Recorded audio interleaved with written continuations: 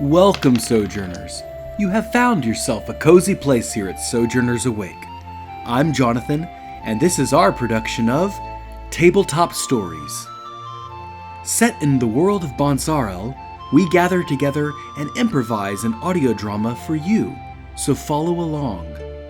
This epic fantasy is a world full of gods and monsters, and we play as ordinary heroes who delve into adventure, danger, and magic. The cast is a group of friends, all gathered around the table, rolling dice and telling a story. Sojourn with us and let your imagination wander into the world of Bonsarel. And so for now, our story continues.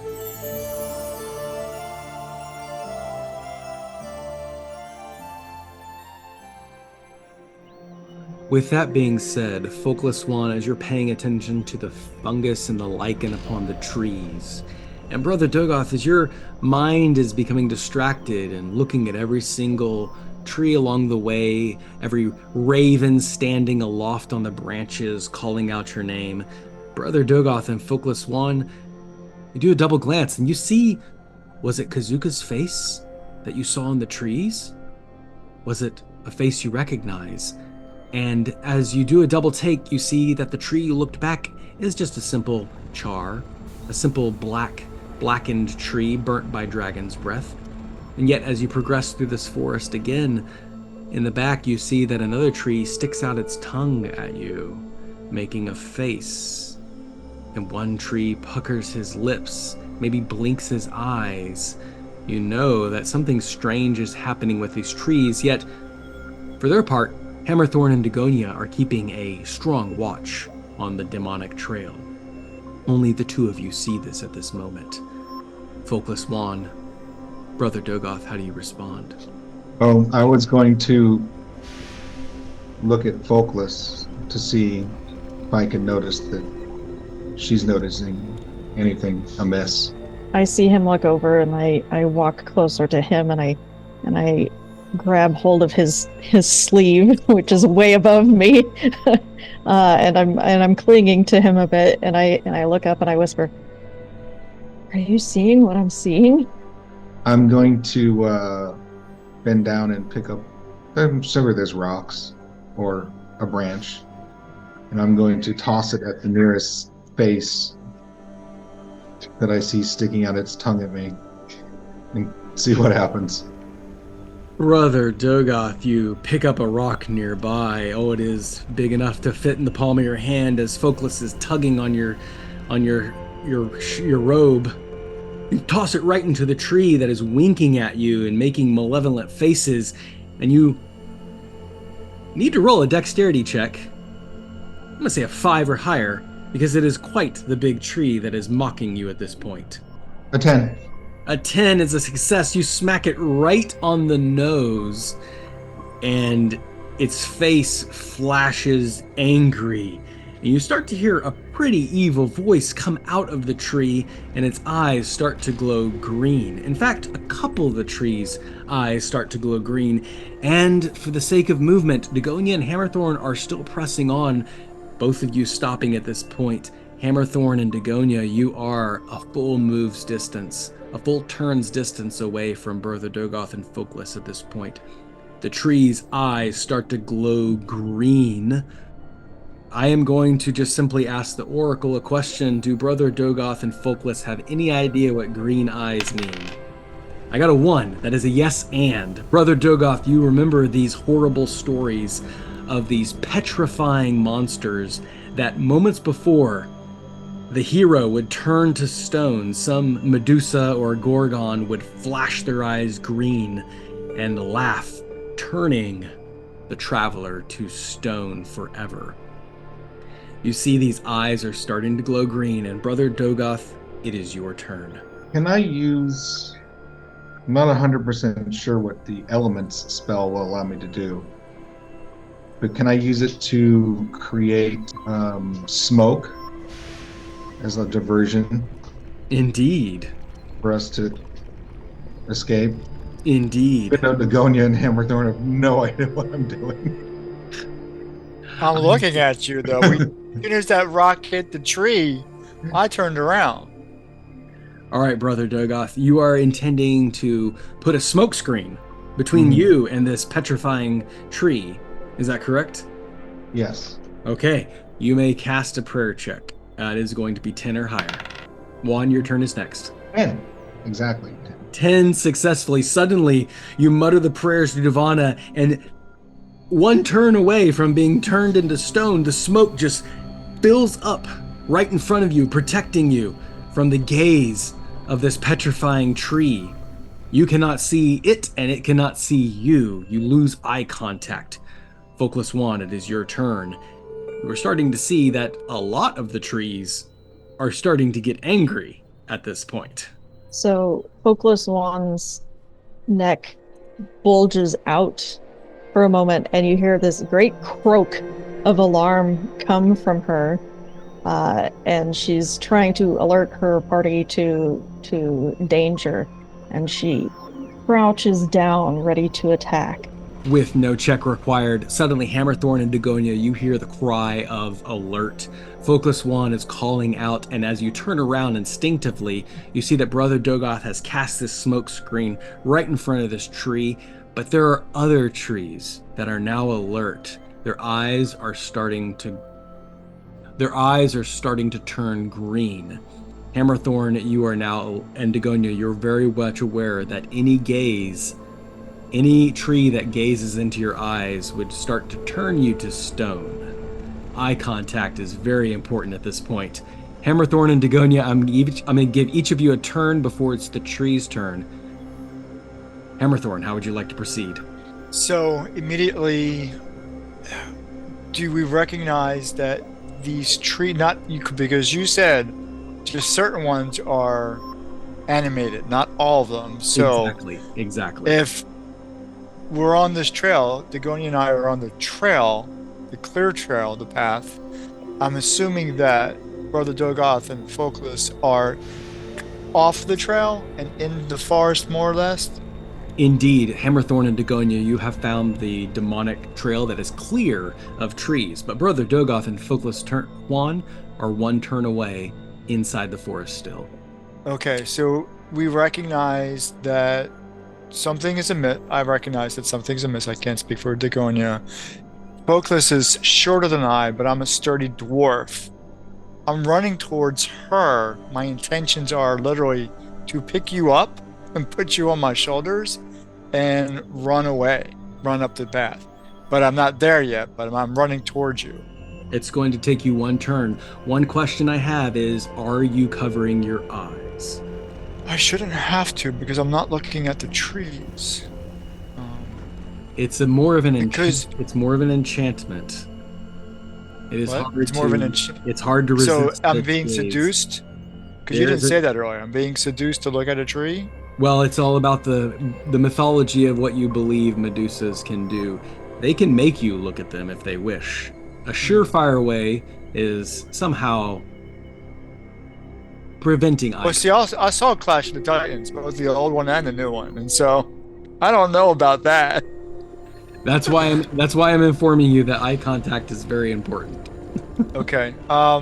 Small but sturdy, strong dwarf. So I don't know if they're really looking at me. They're probably looking more at the taller ones, Dagonia and Brother Dogoth, because their eyesight is up higher. Okay. So I'm gonna use my hiding skill. Can I use that in this term? Because I can dodge in and out. I can camouflage. I'm really good at stealth. So I should be able to avoid any seductive tree. I like it. You're going to roll a 10 or higher hiding check. I got a +5 on hiding, so I need a 5. Just don't roll a 1. Just don't roll a 1. And I roll a 12. You want to see it? 12 is successful. You were able to pivot left and right, Hammerthorn, as you move back and forth between these trees. And one time you actually back up to a tree completely, and its eyes, green, are now darting left and right, feverishly looking for someone to stare at. And you are immediately behind it, cleverly keeping yourself from being seen. You were able to get to Focalus One within this turn, and apprehend her by the next.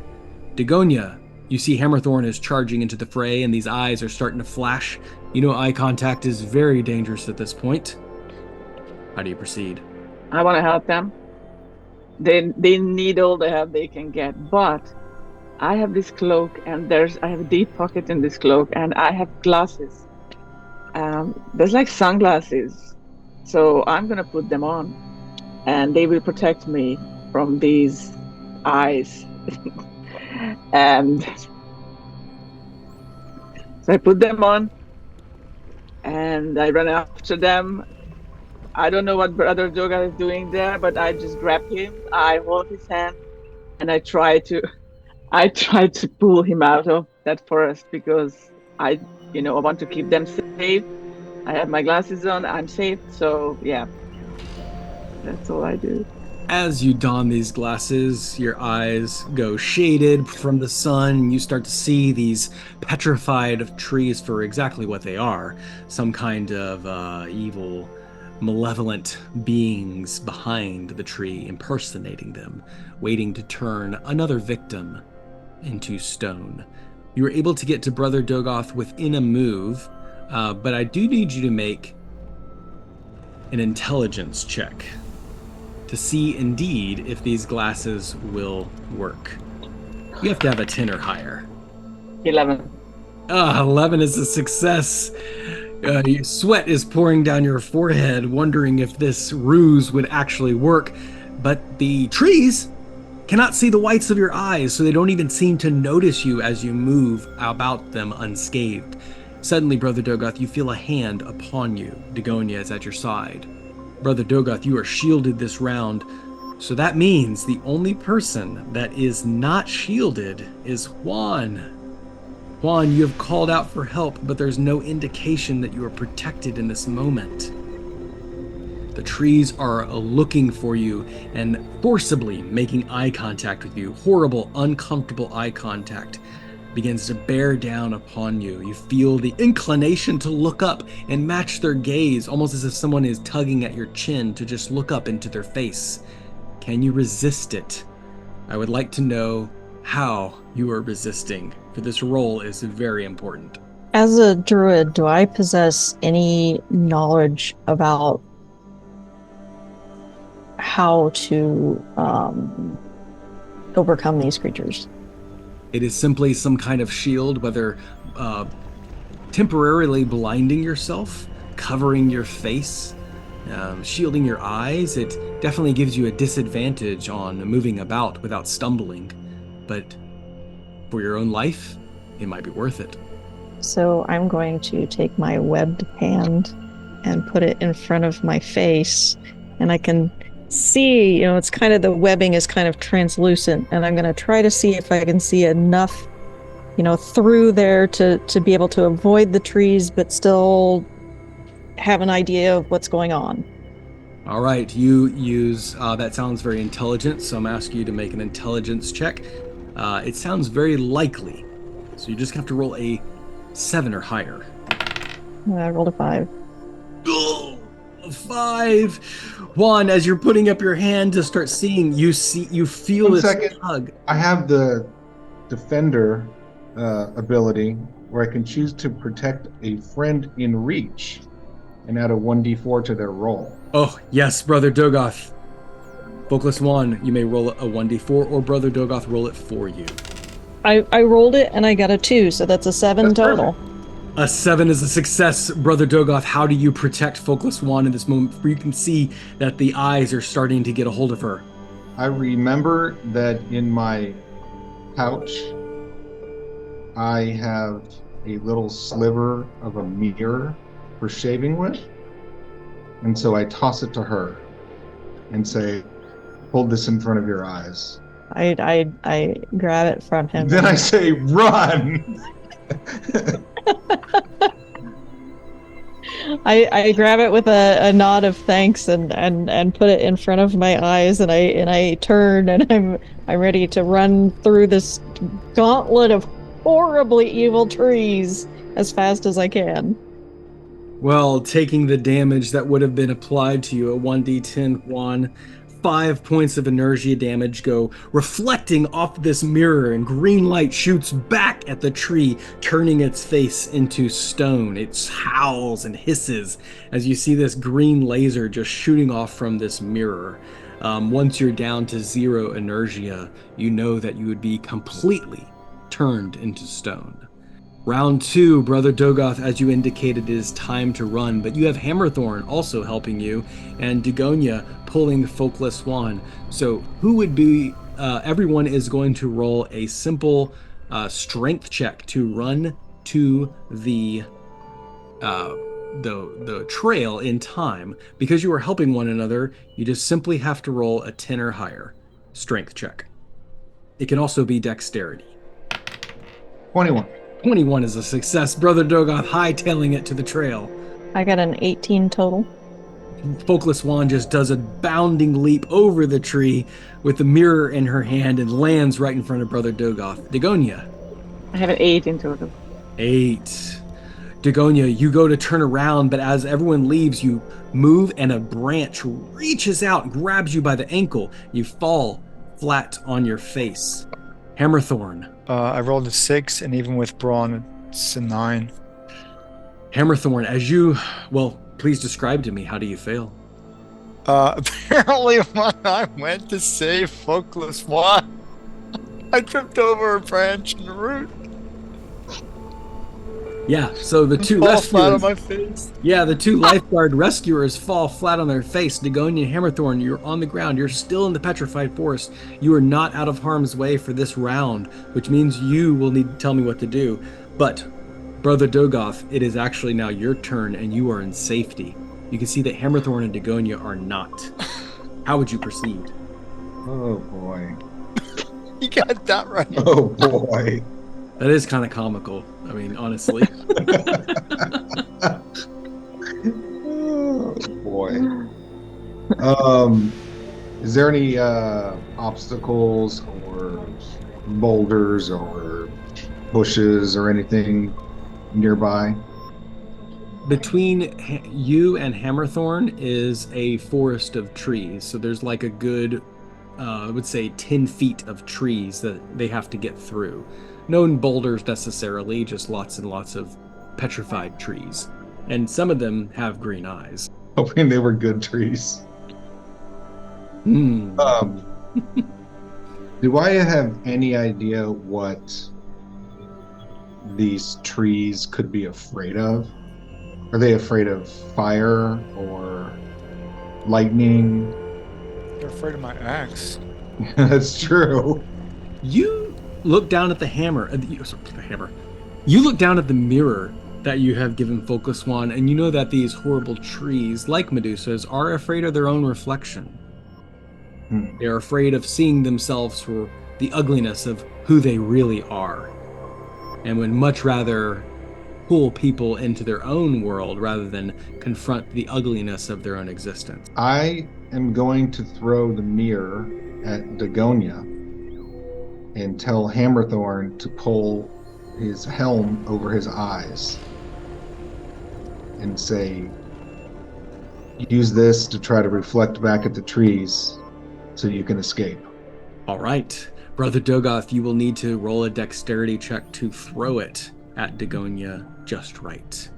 You need to be a 9 or higher in order to get within reach of her. Otherwise, she'll have to reach for it. 12. 12 is a success. Dagonia, you see this mirror just sailing through the sky, and without even trying, you're able to just catch it because Brother Dogoth has such a good aim. So I remember that I too have a mirror shard in my pack, and so I throw the one that's in my webbed hand to, basically right next to Hammerthorn on the ground. And having overheard this conversation, I figure that he can use the mirror in that way. In that case, throwing it right on the ground, you would just have to simply roll a 9 or higher dexterity check. 3. A 3. As you go sailing through the air, it goes flying all the way past Hammerthorn to be lost forever in the petrified forest. Hammerthorn, you are completely unaware that anything was thrown at you. With that being said, Dagonia, it is your turn. I grab the mirror and I hold it, and I know that Hammerthorn is still lying there, so I grab him too, and I try to pull him out and try to rescue him. All right. He's heavy though. It's like it's even heavy for me to hold him, but I'm strong. So. And we'll conclude your roll in a second as soon as we see what Hammerthorn does. Hammerthorn, how do you proceed? So I regain my senses after being tripped by this root, this stupid tree.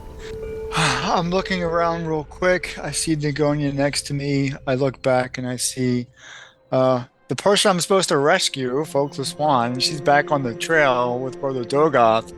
And I'm looking over at Dagonia and saying, let's go. We got to go. And so I don't know if I can get up. Can I get up? Yeah, absolutely. You're both intending to run. Yeah. You got to get up and run. Are you putting your helm over your eyes, or are you going to... So taking a negative, know... Yeah, taking a -5 penalty if you put your helm over your eyes. So, well, I don't have to do that because my helmet is really pretty cool. With the horns, it's like that Fred Flintstone water buffalo helmet. So anyway, okay. So it kind of looks like that, but I'm pretty sturdy, and I just have to shield. I can still see the ground. I can still see the roots and where the trees are. You know, and so I'm kind of doing the Heisman move or something like that. So running through. And now you hear a voice coming from the forest, and they say, "What lovely eyes the dwarf has! Beautiful, beautiful, sauceful eyes." Oh, and you can see saliva beginning to drip from its mouth. Its green eyes starting to flash. It desires for you to look at it. It's almost enchanting. But Dagonia, you hold up the mirror in front of your face. Where are her eyes? I cannot feel them. I cannot see them.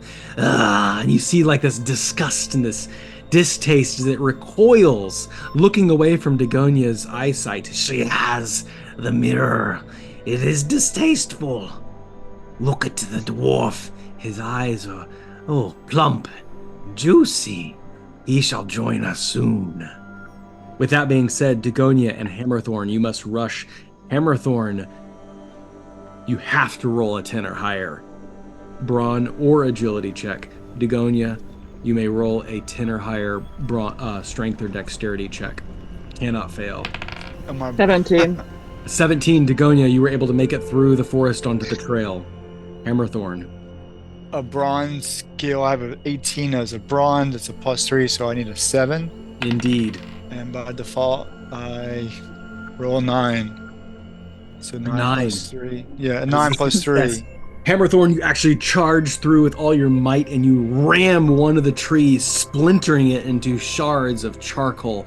As you break forward, tumbling safely in a cloud of smoke, you land right into the trail. You hear the wails of these trees calling out, "Come back to us, join us.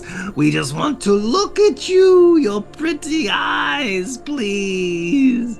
And now they begin to cry out in agonizing hopelessness and despair. What once was this creepy, horrible sound now becomes this pitiful cry of mourning, like a siren's call, begging you to come back into the petrified forest. No longer are your eyes being enchanted, but your ears. This seductive sound luring you back into the forest. You know that if you get close to the forest at this point, a tug on your body beckons you to enter back into it.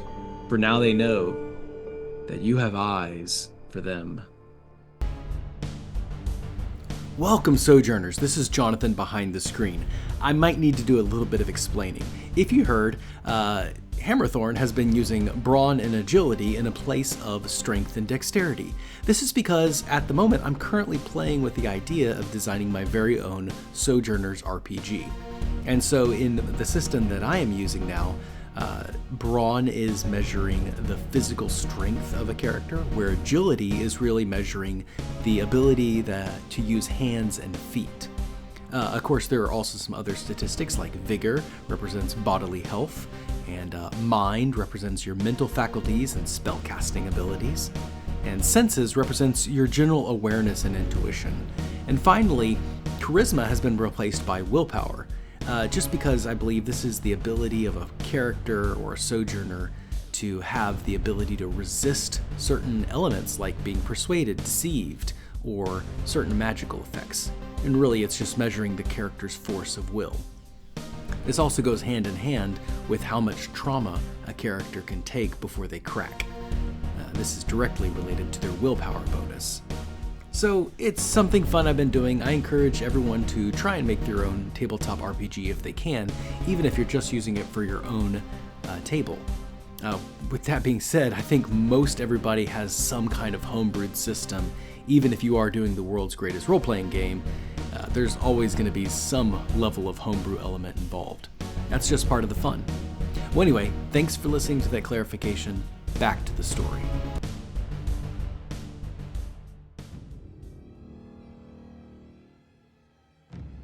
But the sojourners are safely on the trail for now.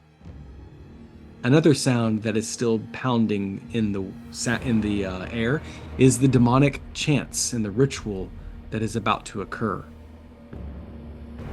You can hear this.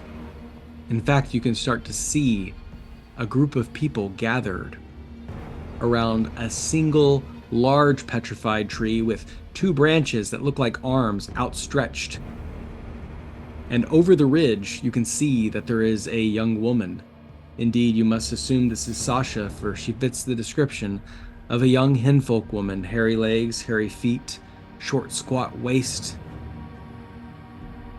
auburn hair, and the blue ribbon now dangling about her neck.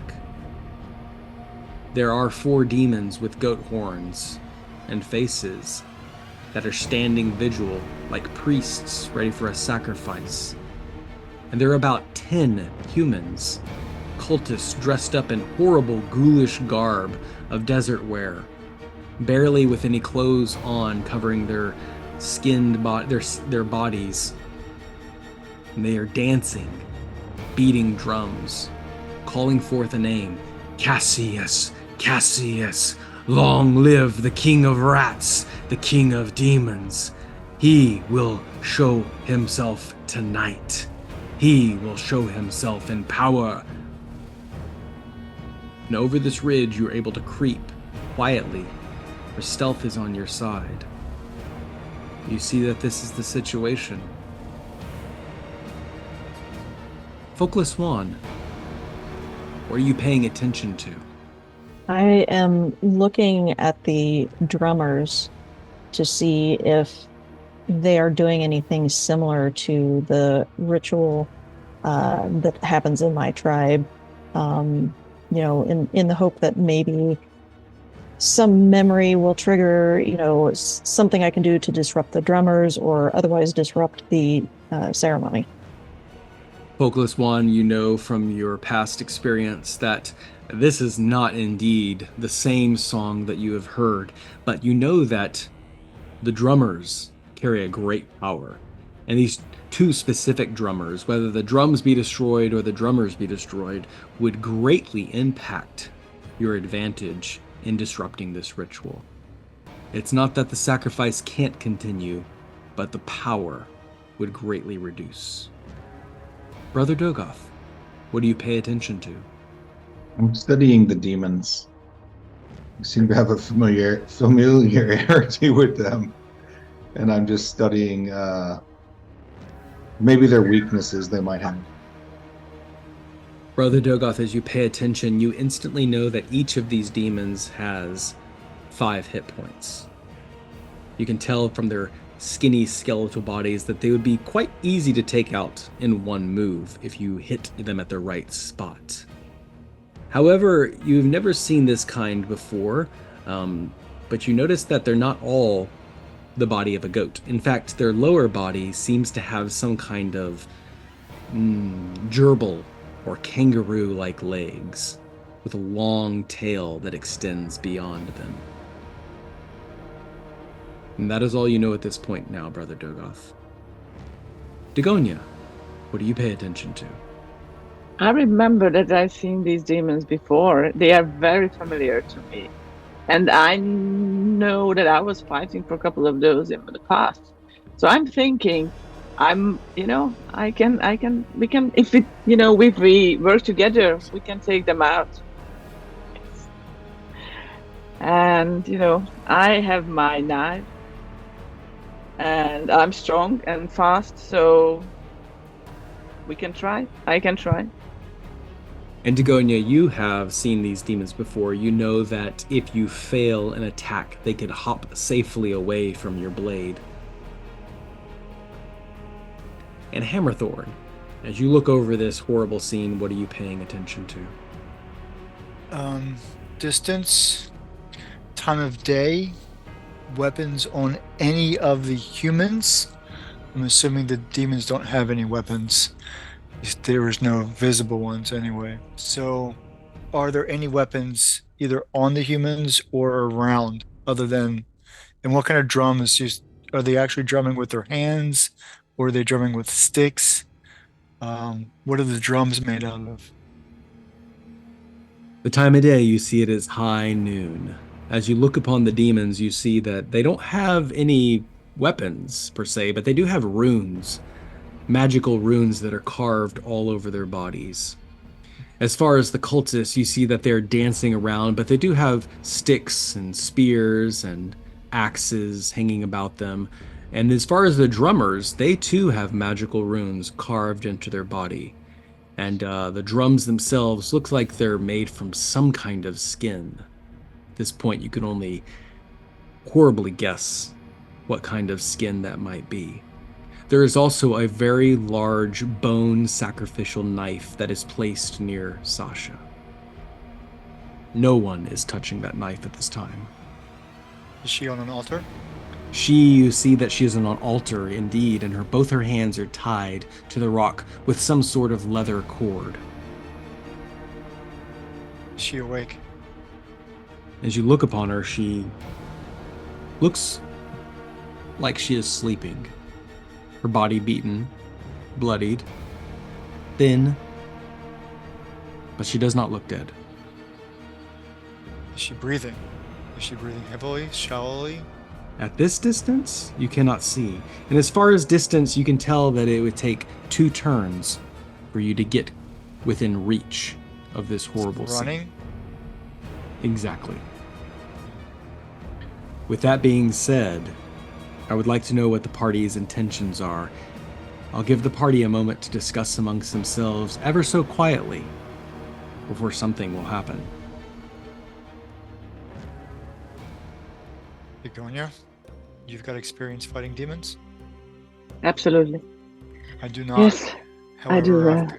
I have the ability to sneak, the ability to hide, and I've got a very powerful axe. Poke the Swan, you familiar with the drums, the beats? Does this incur the power of demons and any specific demon? Are they trying to raise a demon from the abyss? It sounds to me like they're trying to raise some sort of commander over the demons. They said something about a king of rats. These drums look similar to the ones used by my tribe, and I believe if we can disrupt the drummers, or if we can break the drums, there's a chance we can take some of their power away.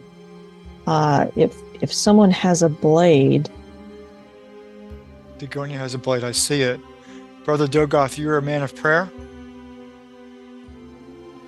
I was wondering if maybe we couldn't use something ranged. Well, we need some divinity here. We need some good divinity to fight off a demon. So are you a man of prayer? Yes. I have recently communicated with my God, and I am... Is there mercy, grace, or protection part of that prayer? Because we're going to need it. Yes, I have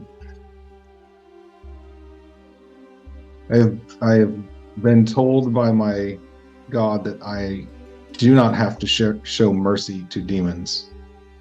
But they That's can a they fear, because protect? I do. We need a protection upon the group. Dagonia's got a bow and arrow. And I understand, Focus Wand, you got a really wicked tongue.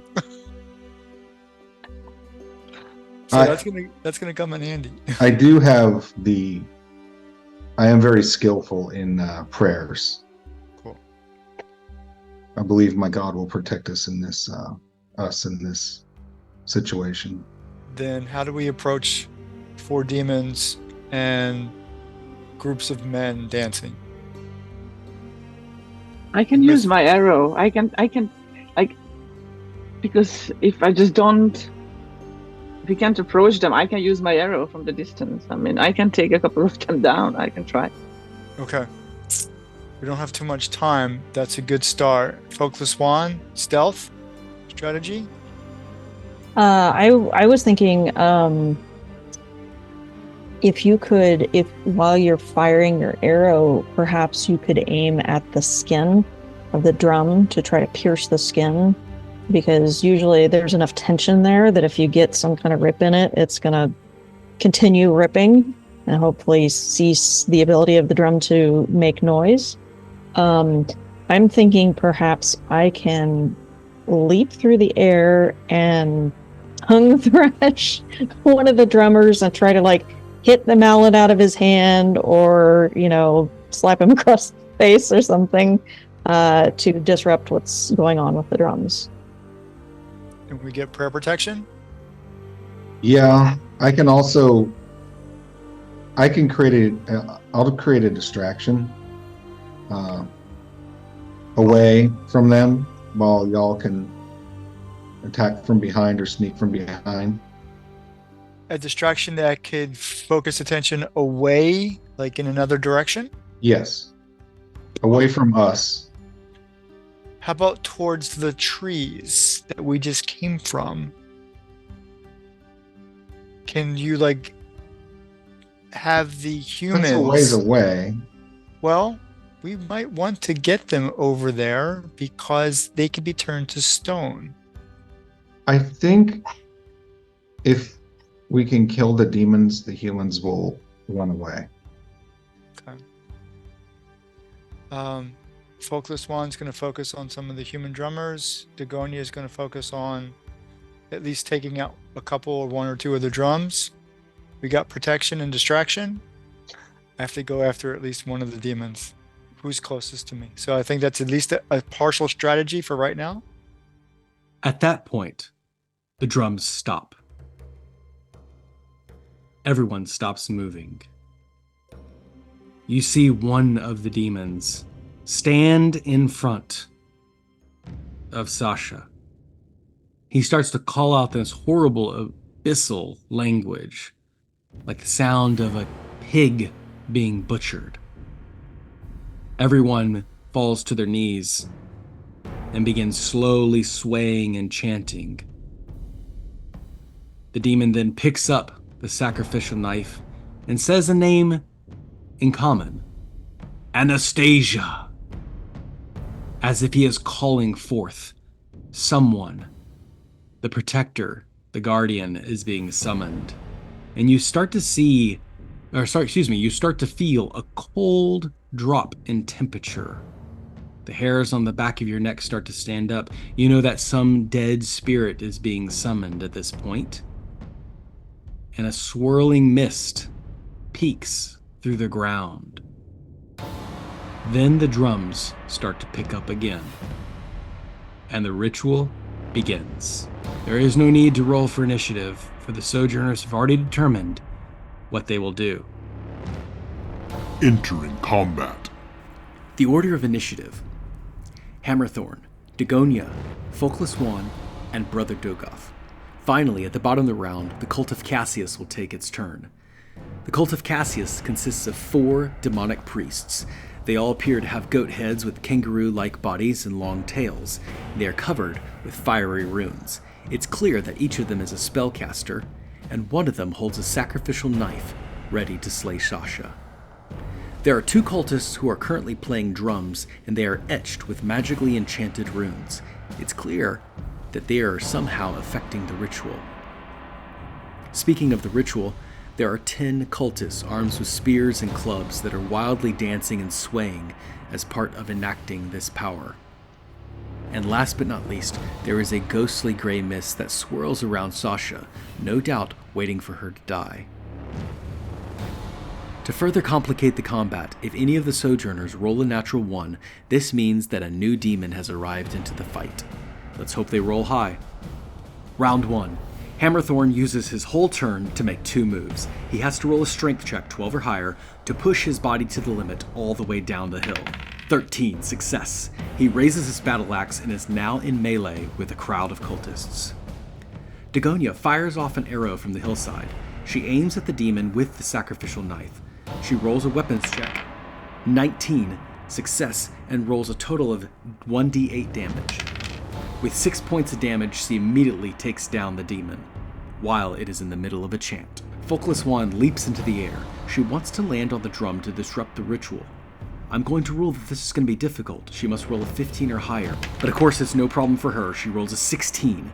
She interrupts the ritual as she startles the cultist to the ground. Last, Brother Dogoth gently moves down the hill to get a closer look. He prays out loud and summons the fire of Duvana, wishing to ignite one of the drums on fire. Prayer check, 15 or higher. One of the drums combusts into flames. I'm interested. It only has 5 health points. What will the beloved monk roll on his spellcasting power? Out of 10 points, he rolls a 5. The drum bursts into flame and completely incinerates. Now it's time for the Cult of Cassius. Like I said before, there are 4 demon priests and they each have 5 health. One of them is already dead upon round 1. There are 2 drummers and 10 cultists in the crowd. Sasha is conscious, scared, and tied to a rock with leather straps. There is also a strange spirit that is swirling around the crowd and closing in on Sasha, waiting for her to die. One of the demon priests summons a firebolt at Hammerthorn.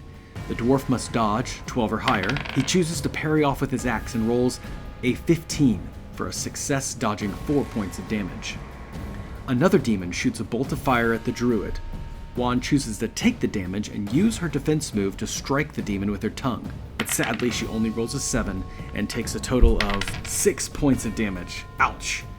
Focless Juan is still alive, but falls off the drum and sizzles to the ground. One of the drummers continues to play, giving a bonus to the swirling gray mist.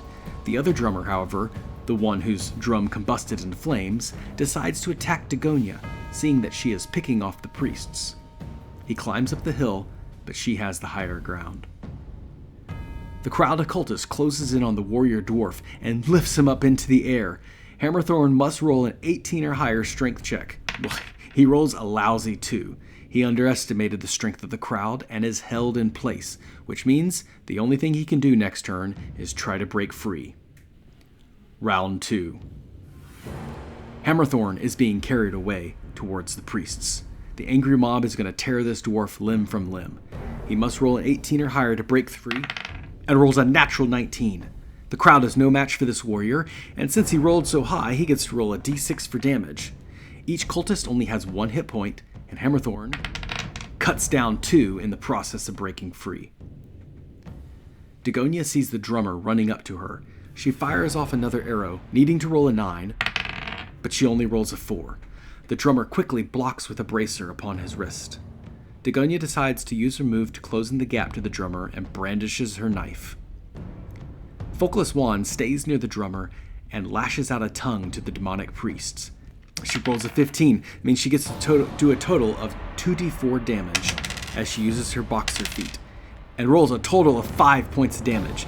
With her tongue, she rips off the demon's leg. It disintegrates into putrid ash with the sacrificial knife clattering to the ground. That is 2 priests who are already dead. Brother Dogoth sneaks towards Juan and lays a gentle hand upon her. Now, in this conflicting area, it's hard to pray, so he must roll a 6 or higher. And he rolls exactly a 6, for a total of 7 points of health returned back to the druid. Brother Dogoth can choose to maintain this energy if he wants to heal her again next turn, or he can get back into defensive mode. He decides that Juan has had enough health and prepares for combat. Now it's time for the Cult of Cassius. The drums have stopped for the moment. The ghostly mist cannot get to Sasha, but the third demon priest grabs the sacrificial knife and sees that someone is interfering with the drumming. The fourth demon shoots a firebolt at Brother Dogoth. I'm really glad he decided to get back into defense. The monk rolls 16 to dodge and dodges 3 points of fire damage. The crowd then attacks Hammerthorn. With 8 cultists left, they all bring forth spears to impale the dwarf. Hammerthorn rolls to parry with this weapon, but he only rolls a 14. The crowd is too much. He takes half damage, so that's 4 points of spears to the warrior in battle. The drummer climbs up to the hill to stop Dagonia. He throws a spear at her. She dodges 1 point of damage with an 18. The other drummer near Juan decides to take a different approach. He casts a spell at the druid. The runes on his body begin to illuminate, and he says to her, "The darkness beckons. Play the rhythm with us." Juan must resist this magic or play the drums for the demons. Juan resists with an 18. Her throat expands and contracts as she croaks so loudly the demonic words are lost in the booming frog's voice. Round 3. Hammerthorn sees there are 2 more demon priests, and one of them has a knife to slay Sasha. With a crowd of spears all around, he calls for Dagonia to aid him. He decides to cut through the crowd with his axe, willing to take damage in pursuit of the priest. He only needs to roll a 12, and he rolls an 18. Not a problem. And I'm glad he took the risky path instead. He powers through the crowd without a scratch, and now stands before the priest in melee combat. Dagonia pulls back an arrow to shoot the drummer who assails her. Ugh. She rolls a natural 1. Her mouth goes dry as she realizes she is out of arrows. As I said at the beginning of combat, a new demon arrives upon this one. Suddenly from the sky, a shrieking, 2-headed demon with the face of a woman flies down high above the combat and spots Dagonia. This demon sails down and grabs Dagonia by the shoulders, lifting her up into the air, carrying her for a moment, and then drops her to the ground for 4 points of damage. Folkless Wand stands her ground upon the drum, keeping the ghost at bay. She lashes out with her tongue one more time to grab the sacrificial knife. Ugh, I can't believe it. She rolls another natural 1. But then Brother Dogoth calls out in prayer, and Juan remembers that she has a luck roll.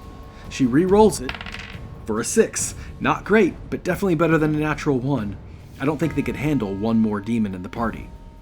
I rule that instead of getting the knife, a cultist manages to get into the way, and the frog woman's tongue grabs him by the neck instead, snapping him dead as he collides back towards her.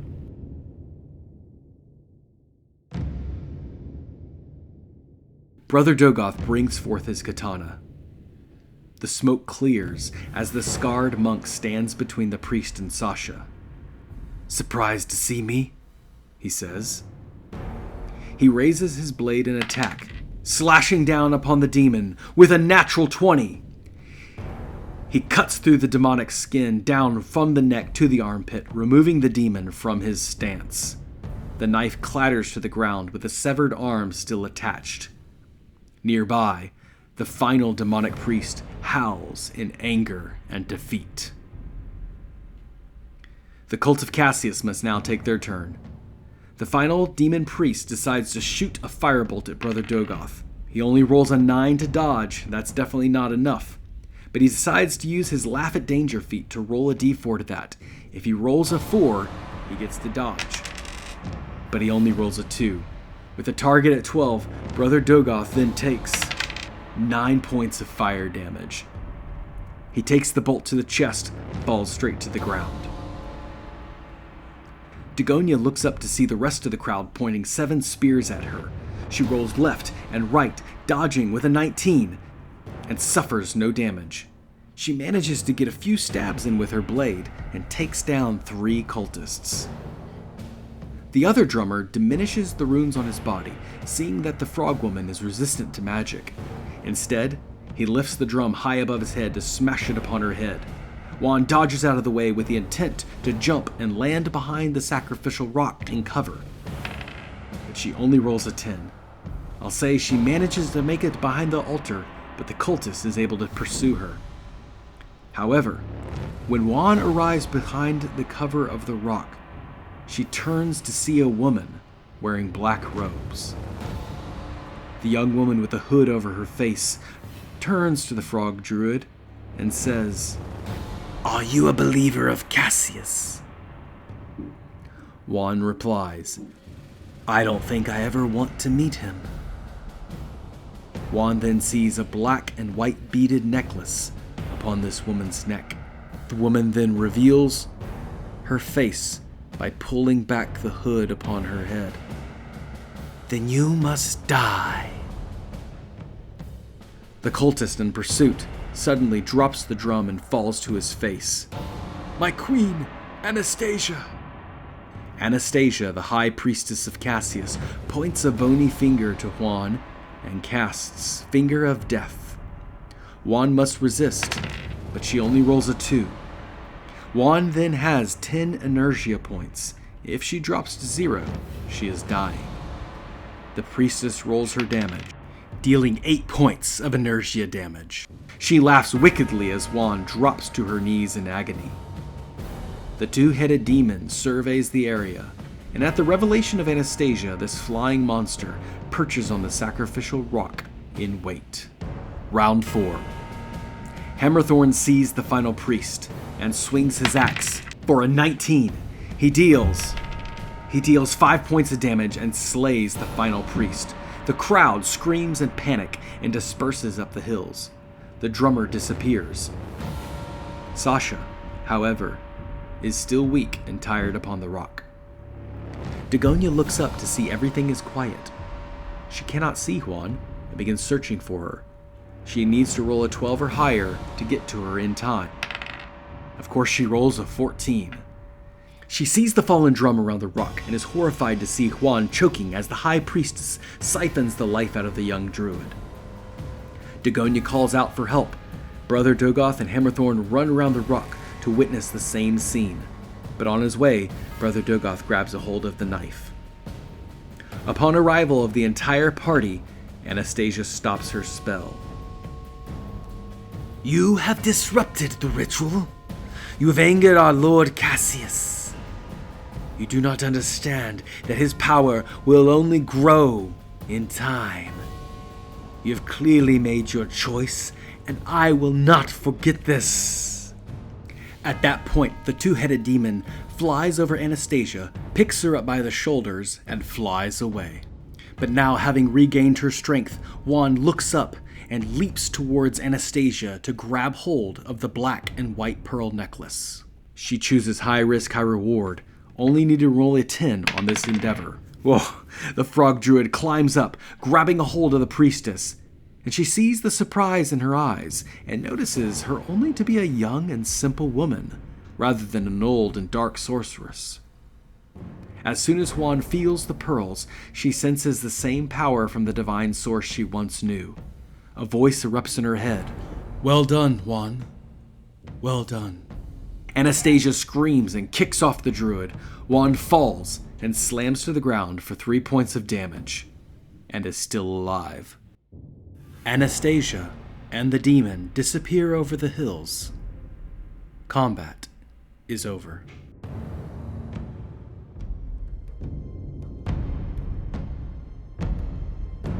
Sojourners, you see Sasha heaving, alive. With the same ceremonial cord, you're able to cut the leather bonds that held her. And over a many days' journey, bring her back to health and eventually restore her to her mother. Where they go is up to them. They probably don't end up back up in Stillwater Swamp. And you know that there possibly is a demon impersonating Sasha still within that village.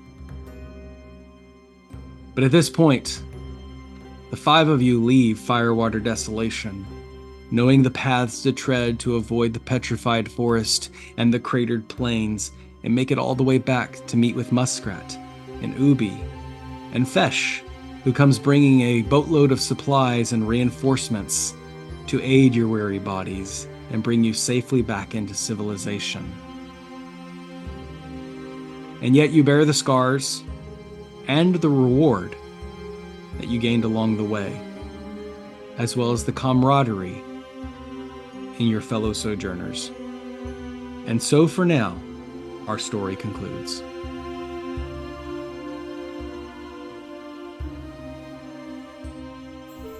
Every story comes to an ending, so for now, we must conclude. Thank you for listening, Sojourners.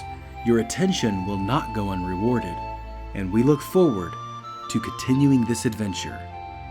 Background music and ambiance provided by Tabletop Audio. Find them at www.tabletopaudio.com. For more information on becoming a game master or player at your table, visit www.sojournersawake.com. And wherever you sojourn, however far or near, as always, may your story continue.